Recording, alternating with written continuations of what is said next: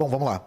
Então, vamos começar com uma reflexão aqui, gente. Eu trabalho com a internet faz 4 anos e alguns meses já. 4 anos e 4 meses, uma coisa assim. E um dos principais problemas que a gente tem é que as coisas são muito rápidas na internet. Muito rápidas.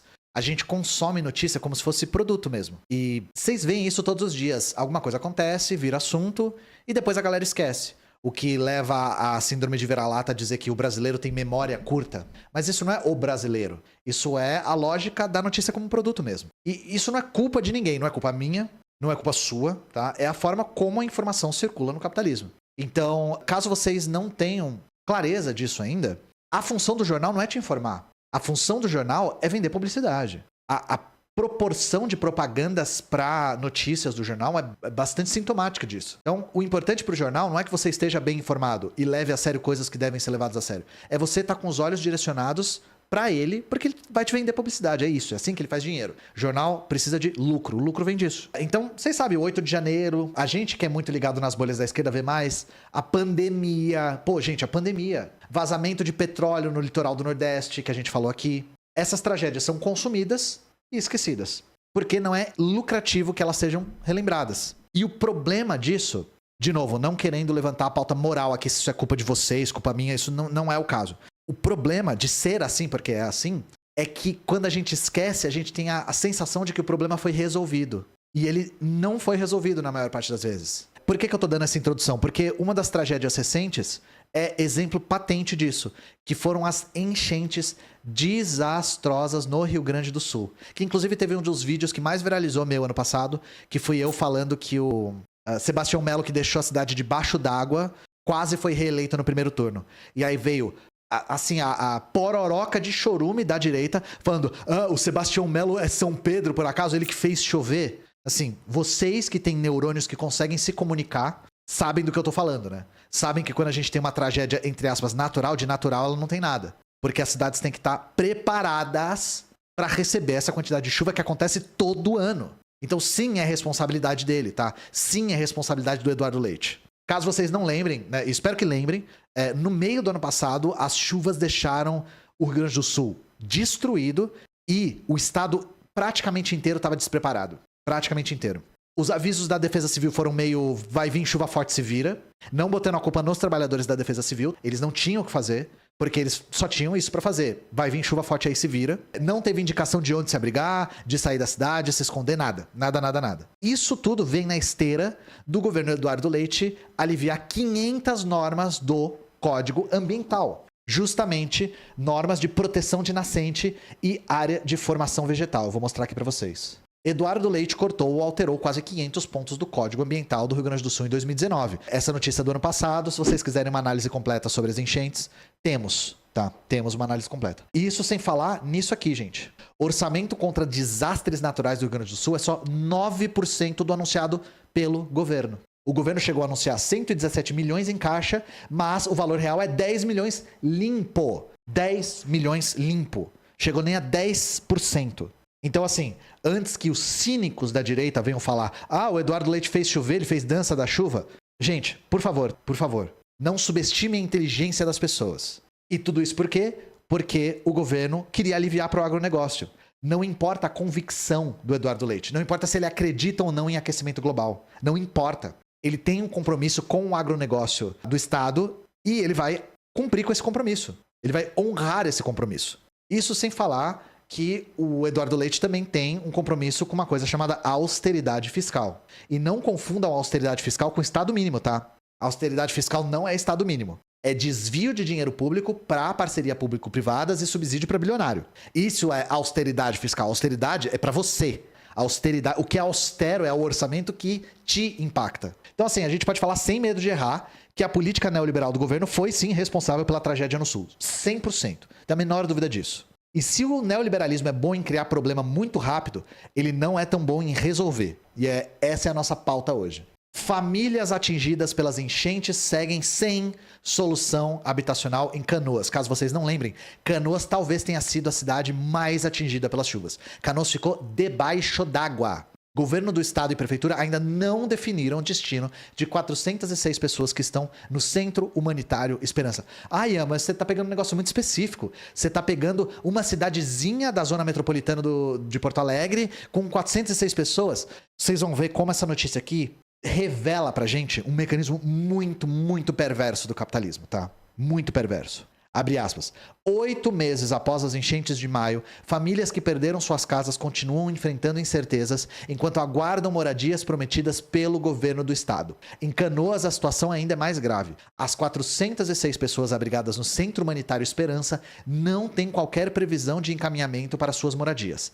A ausência de uma definição entre o governo do estado e a prefeitura mantém as famílias em um estado de angústia e incerteza. Na última sexta-feira, o Brasil de Fato Rio Grande do Sul publicou uma entrevista com Milene Bertol, beneficiária do Centro Humanitário de Acolhimento, CHA, de Canoas, que relatou a ausência de respostas e o medo constante de não ter um lar para voltar. De julho a dezembro, Milene residiu no CHA Recomeço. Com a desativação do local, ela foi transferida para o CHA Esperança, que também está com previsão para o encerramento das atividades. Ela segue sem perspectiva de uma moradia. Já em Porto Alegre, a construção de 80 casas temporárias no bairro Sarandi, na zona norte da capital, avança, mas não foi concluída.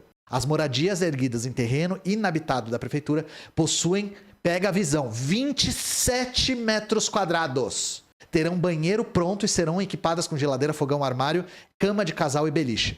Apesar de já terem suas estruturas montadas, faltam acabamentos com paisagismo, encanamento e iluminação. 27 metros quadrados, cama de casal e beliche. 27 metros quadrados, cama de casal e beliche. Sabe como é que eu chamo isso aqui lá na minha cultura? Cativeiro. Eu chamo isso aqui de cativeiro. As residências serão destinadas aos beneficiários do Centro Humanitário de Acolhimento Vida, que atualmente abriga 362 pessoas. A entrega não será o suficiente para atender toda a demanda. Voltando aqui. 1 ano depois tem gente morando em abrigo. 1 ano depois tem gente morando em abrigo. 406 pessoas só em Canoas sem perspectiva de moradia. Gente sendo jogada de um lado para o outro. Imagina como a vida dessas pessoas deve estar. Só imagina. Imagina como esses trabalhadores estão sobrevivendo. Como é que eles estão provendo para suas famílias. E aí, vai ter animal de carroça que vai falar, mas o Estado não tem condição de abrigar todo mundo. E é aí que você me tira do sério, você liberal que fala isso. Porque isso aqui é de coçar o cu com prego que eu vou mostrar pra vocês. Número de imóveis vazios de Porto Alegre é 3 vezes maior que a demanda de moradia para pessoas desabrigadas. Gente, eu pergunto pra vocês, se tem 3 vezes mais imóveis vazios, por que constrói casa? Por que constrói cativeiro de 27 metros? Por quê? Várias capitais brasileiras vivem a contradição entre a demanda por moradia e um estoque de moradias sem uso. Essa contradição chama-se capitalismo. Com o desastre climático resultado do atual modo de produção, a Prefeitura de Porto Alegre calcula que 15 a 30 mil pessoas apresentarão demanda por novas moradias. A prefeitura estima a construção necessária de 8 mil imóveis populares após a terra arrasada feita pelas chuvas e enchentes no estado. O governo Lula já garantiu que vai investir na construção de casas para aqueles que perderam tudo. De acordo com o Observatório das Metrópoles e Consenso de 2022, de 686.414 domicílios particulares permanentes em 2022 na capital gaúcha, 558.151 estavam ocupados, 100 mil vagos e 27 mil eram de uso ocasional.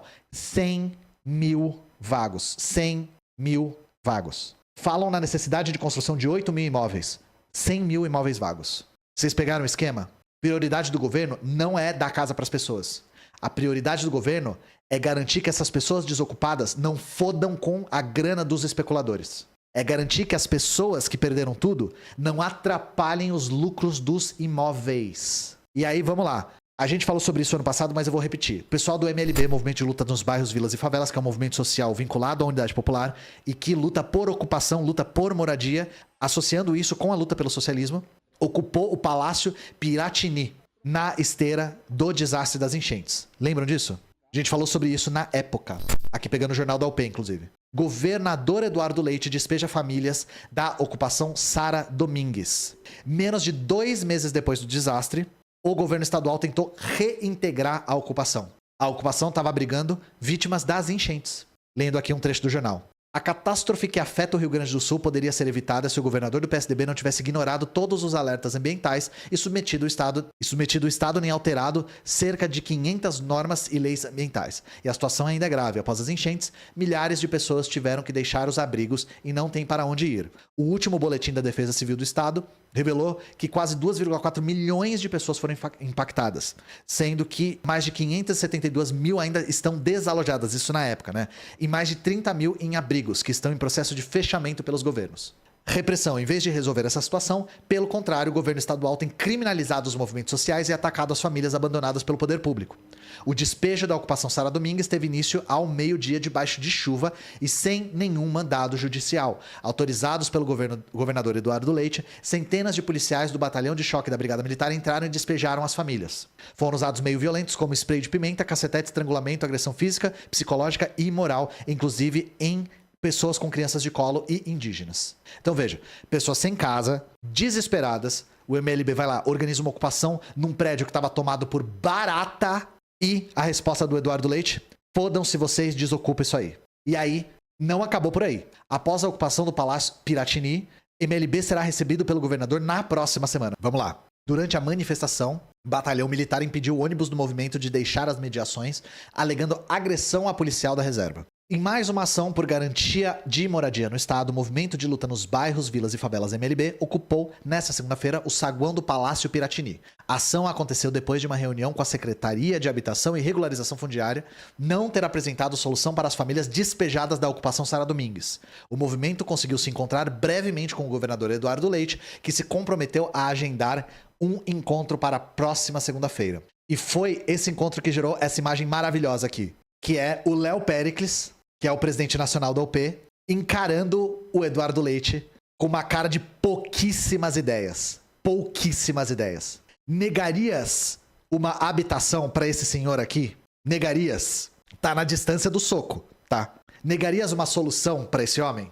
Isso aqui é sensacional. É assim que eu olho para um filho da puta que tá se negando a providenciar moradia, mesmo que precária, para as pessoas. Então eu tô citando esse exemplo todo para mostrar para vocês como a prioridade do Estado burguês é sempre proteger a propriedade privada. Propriedade privada é muito mais importante que a vida humana. Mete o povo em abrigo, deixa eles lá mais de um ano, mas não mexe em prédio abandonado. Mesmo se tiver tomado por barata, não mexe. Então, retomando, o capitalismo não vai ser capaz de resolver os problemas que são causados por ele próprio.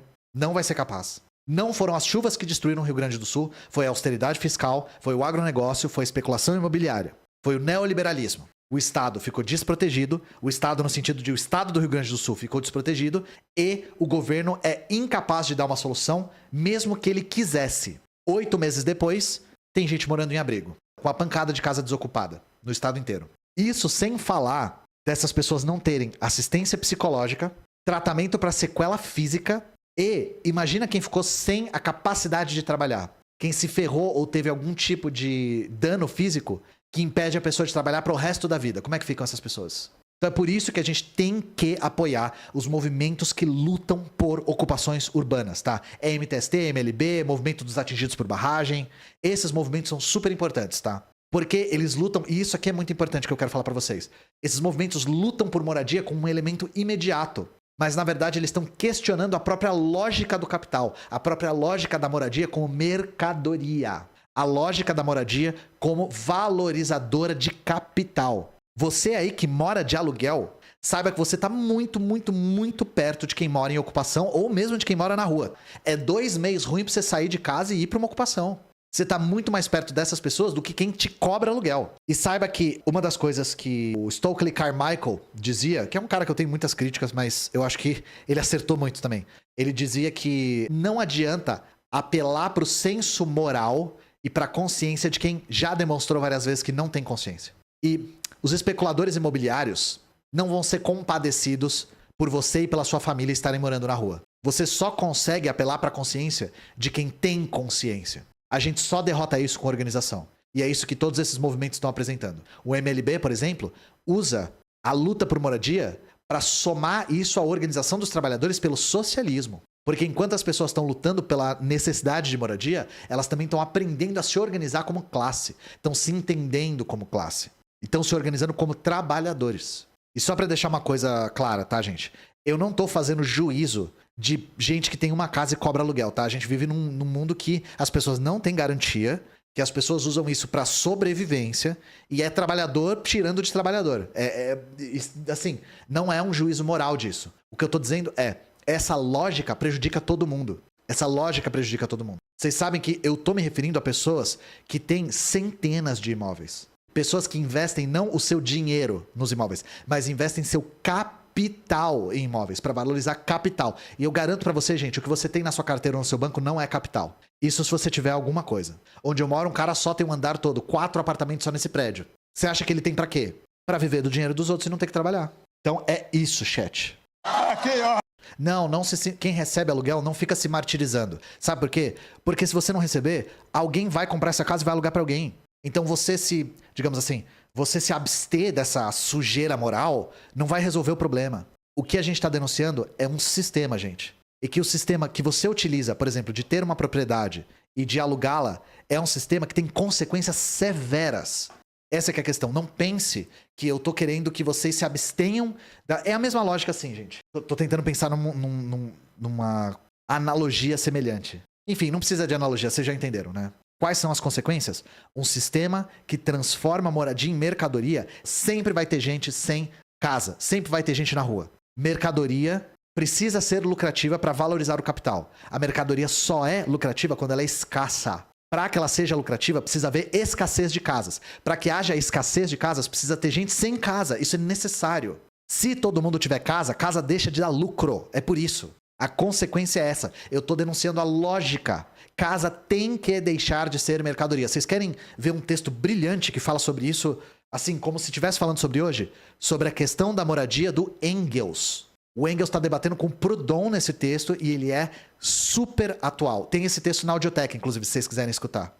Não é exatamente isso. A coisa do comunista de iPhone é porque você está comprando uma coisa que foi fabricada pelo capitalismo. Gente, todas as mercadorias são fabricadas pelo capitalismo. O capitalismo é um modo de produção que a gente vive. Não existe nenhum objeto na sua casa que você comprou que não tenha sido feito no modo de produção capitalista. Só se você mesmo comprou, só se você cortou a árvore e construiu uma cadeira com as suas mãos. Esse livro do Engels é complexo? É um texto, né? Não é um livro, mas é complexo, eu concordo com você. Mesmo assim, você precisa comprar ferramenta. Esse exemplo que você deu é muito bom. Não adianta, isso é o que o Engels fala no texto, inclusive. Não adianta você mudar aspectos pontuais, sendo que o modo de produção inteiro está inserido na lógica da mercadoria. Eu falei sobre isso na privatização da Sabesp. Pensa no seguinte, a Sabesp é pública. Eu ainda estou pensando no passado. A Sabesp era pública. Só que a gente paga pela água. Aqui, Sabesp é a distribuidora de água e de saneamento aqui de São Paulo, tá? Caso vocês não saibam. A gente paga pela água aqui, mesmo ela sendo pública. Mesmo a função dela ser distribuir água para a população. Por quê?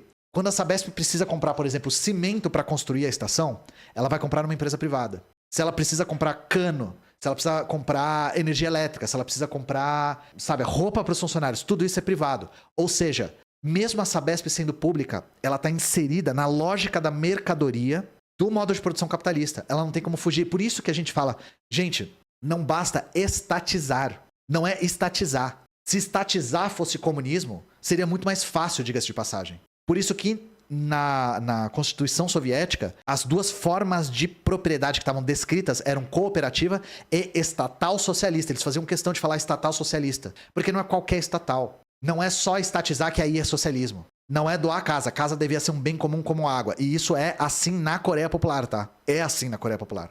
E se o lugar que vende cimento também for público? Vai ser minoria, gente. Vai ser minoria. No modo de produção capitalista sempre vai ter produção privada. E sempre vai ter... A gente sempre vai ficar submetido à produção dessa mercadoria privada. Não tem o que fazer. Mas a água da Sabesp 500 conto por mês é depois que ela foi privatizada, né? Aí é a privatização da Sabesp cantando galo. Bom, espero que eu tenha esclarecido algumas coisas pra vocês. E eu espero voltar com a dicção melhor. Não sei o que tá acontecendo comigo hoje. Espero voltar com a dicção melhor. Organizem-se, inclusive.